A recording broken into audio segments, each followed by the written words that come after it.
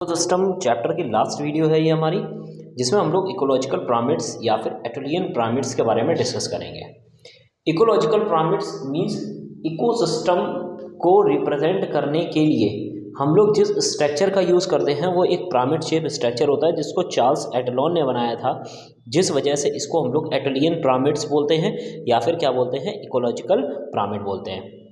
अब इसका मतलब क्या होता है, देखिए, इकोलॉजिकल पिरामिड का मतलब होता है pictorial representation of ecological parameters. Means हमें ये बताना है कि इकोसिस्टम में किस तरीके से एनर्जी फ्लो होती है, किस तरीके से बायोमास का ट्रांसफर होता है, कौन सा एनिमल्स किस ट्रॉफिक लेवल पर ज़्यादा होते हैं या कम होते हैं, इसका एक पिक्चरल रिप्रेजेंटेशन ही हमारा क्या कहलाता है, इकोलॉजिकल पिरामिड कहलाता है।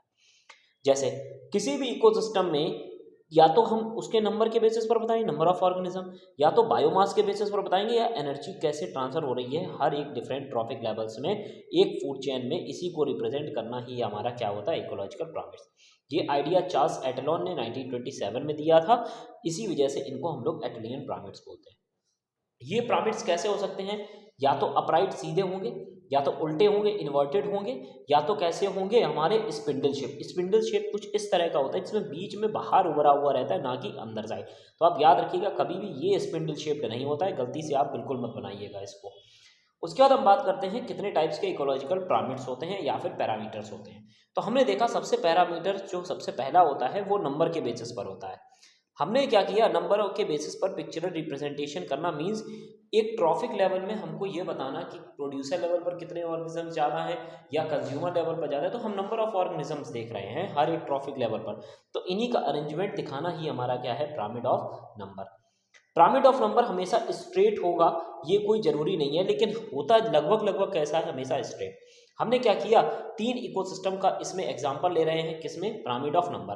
तो हमने बोला pyramid of number grassland ecosystem का कैसा होता है, तो हमने कहा अपराइट होता है। कैसे होता है ग्रासलैंड या पॉन्ड इकोसिस्टम का, तो हमने देखा कि ग्रासलैंड में क्या होते हैं, प्रोड्यूसर्स जो होते हैं इनका साइज भले ही स्मॉल हो, कैसा होगा, स्मॉल होगा, लेकिन इनका जो नंबर्स हैं, जो पॉपुलेशन है वो क्या होगी, ज़्यादा। प्लांट का साइज छोटा होता है लेकिन पॉपुलेशन ज़्यादा। कंज्यूमर का साइज कैसा होगा, बड़ा होगा, तो पॉपुलेशन इससे कम होगी। प्राइमरी कंज्यूमर्स के बाद सेकेंडरी कंज्यूमर्स का साइज उनसे भी बड़ा होगा, लेकिन पॉपुलेशन इनसे भी कम होगी। तो हमने देख रहे हैं साइज बढ़ता जा रहा है, पॉपुलेशन कम होती जा रही है। किस इकोसिस्टम में, ग्रासलैंड या पॉन्ड इकोसिस्टम में। हम उसके बाद हम लोग चलते हैं tree dominated ecosystem. Tree dominated मतलब अब हम लोग यहाँ पर ट्री इकोसिस्टम ले रहे हैं। ट्री इकोसिस्टम में हमने देख लिया कि भाई एक ट्री है, हमने ट्री, देखो प्रोड्यूसर हमेशा नीचे होता है, तो हमने प्रोड्यूसर को नीचे रखा कि एक ट्री है। क्या एक बात बताइए, इस ट्री के ऊपर क्या बहुत सारे ऐसे एनिमल्स नहीं होते हैं जो उसकी पत्तियों को खाते हैं? बिल्कुल खाते हैं, इंसेक्ट होते हैं। उन इंसेक्ट को खाने वाले क्या होते हैं, स्पाइडर होते हैं। उस स्पाइडर्स को खाने वाले छोटी छोटी बर्ड्स होती हैं, और उनको खाने वाले बड़ी बर्ड्स होती हैं। तो हमने कहा कहीं ना कहीं ये किस तरह का शेप दिखा रहा है, ये हमको स्पिंडल दिखा रहा है। पहले कम, फिर बीच में, फिर ज़्यादा हो गया। अब भैया एक ट्री पर इंसेक्ट तो ज़्यादा होंगे, फिर धीमे धीमे कम होने लगा, फिर और कम हो गया। तो ये कैसा शेप हो गया हमारा, स्पिंडल शेप। कैसा हो गया, स्पिंडल। तो स्पिंडल शेप हमको पिरामिड ऑफ नंबर में देखने को मिलता है। किस इकोसिस्टम में, ट्री डोमिनेंट इकोसिस्टम में। इसके बाद आता है पैरासिटिक इकोसिस्टम। पैरासिटिक इकोसिस्टम में अगर हम देखें तो पैरासिटिक इकोसिस्टम में हमने मान लिया कि हमारा प्रोड्यूसर क्या है, ओक ट्री है। इस ओक ट्री पर कौन खाता है, बर्ड्स खाती हैं।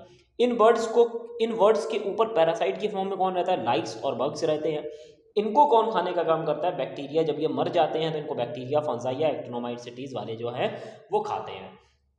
क्या यहाँ पर कुछ इस तरह का नहीं लग रहा कि सबसे नीचे वाला सबसे कम है नंबर में, और सबसे ऊपर वाले जो हैं वो सबसे ज़्यादा हैं? तो यहाँ पर कैसा पिरामिड ऑफ नंबर है, इन्वर्टेड। तो हमने देखा कि पिरामिड ऑफ नंबर इन्वर्टेड भी हो सकता है, अपराइट भी हो सकता है, और कैसा शेप का हो सकता है, स्पिंडल शेप भी हो सकता है। तो आपको ये तीनों एग्जाम्पल आपको याद रखने हैं। पिरामिड ऑफ नंबर में तीनों टाइप का आएगा, चाहे वो इन्वर्टेड हो, चाहे वो अपराइट हो, और चाहे वो स्पिंडल हो। स्पिंडल कहाँ आएगा, ट्री इकोसिस्टम में। इन्वर्टेड कहाँ आएगा, पैरासिटिक में इकोसिस्टम में। और अपराइट कहाँ पर आता है, हमारा पॉन्ड इकोसिस्टम में। उसके बाद आता है पिरामिड ऑफ बायोमास। मैंने आपको बताया पिरामिड ऑफ बायोमास क्या होता है, जो फूड बना उसमें से अगर हम रेस्पिरेशन वाला निकाल दें, वाटरी वाला निकाल दें हम, तो बचा हुआ जो टोटल मास होता है उसको हम लोग ड्राई वेट बोलते हैं। मीन्स जो स्टोर किया गया है, एक पर्टिकुलर टाइम पर जो स्टोर किया गया है। तो हमने क्या किया, इसी स्टोरेज वाले पोर्शन को, स्टोरेज फूड को हमने ग्राफिकल रिप्रेजेंटेशन में ले लिया हर एक ट्रॉफिक लेवल्स पर। ये या तो अपराइट होगा, या तो क्या होगा, स्ट्रेट या अपराइट, या फिर कैसा होगा, इन्वर्टेड होगा। हमने 200 केसेस देख लिए भैया, ये इन्वर्टेड कहाँ होगा, अपराइट कहाँ होगा। तो हमें समझ में आया कि सबसे पहले स्ट्रेट या अपराइट जो है वो टेरेस्ट्रियल इकोसिस्टम में होगा, लेकिन मैराइन इकोसिस्टम में ये कैसा हो जाएगा, इन्वर्टेड हो जाएगा।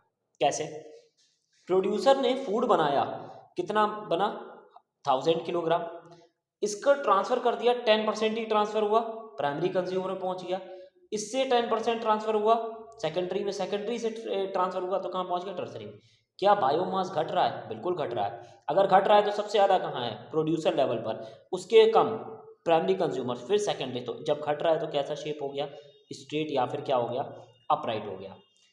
अगर हम बात करते हैं टेरेस्ट्रियल हैबिटाट में सबसे ज़्यादा प्रोडक्शन कौन करता है, बायोमास का प्रोडक्शन प्रोड्यूसर लेवल पर होता है। कितना होता है, लगभग इतना होता है।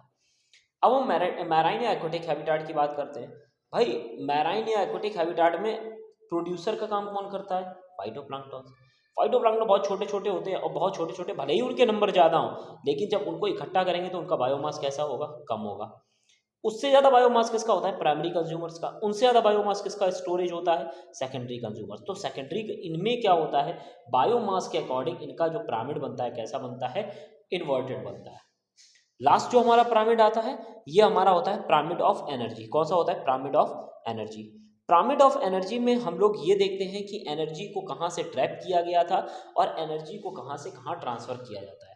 तो पिरामिड ऑफ एनर्जी जो होता है उसको यूनिट क्या होती है, किलो कैलोरी, मीन्स ट्रांसफर हो रही है पर्टिकुलर एरिया में और कितने टाइम पीरियड में। तो ये हमारा 10% एनर्जी पर वेस्ट होता है जो प्रोफेसर लिंडमैन द्वारा दिया गया था। ग्रास जो होती है कितने कैलोरी एनर्जी इसने बनाई, 15 किलो कैलोरी एनर्जी बनाई। आगे ट्रांसफर 10%, उसका आगे 10%। तो ये हमारा क्या है, पिरामिड ऑफ एनर्जी होता है। ये कुछ एक्स्ट्रा फैक्ट लिखे हुए हैं जो इकोसिस्टम के चैप्टर से रिलेटेड हैं, जो आपसे पूछे जा सकते हैं कि इकोलॉजिकल एफिशिएंसी क्या होती है। तो हमने बताया कि इकोलॉजिकल एफिशिएंसी का मतलब क्या होता है कि इकोलॉजी में मतलब हर एक ट्रॉफी लेवल पर कितना बायोमास बन रहा है, ठीक, कितना बायोमास प्रोडक्शन हो रहा है टोटल हर एक ट्रॉफिक लेवल पर, और उससे पहले वाले पर कितना बायोमास प्रोड्यूस हुआ था। अगर इसका रेशियो निकालते और इसका मल्टीप्लाई 100 से करते तो ये हमारी क्या कहलाती है, इकोलॉजिकल एफिशिएंसी कहलाती है। हमने कई तरीके की इकोलॉजिकल एफिशिएंसी देखी। हमने क्या देखा, हमने इनटेक एफिशिएंसी देख रहे हैं, नेट प्राइमरी एसिमिलेटरी एफिशिएंसी देख रहे हैं।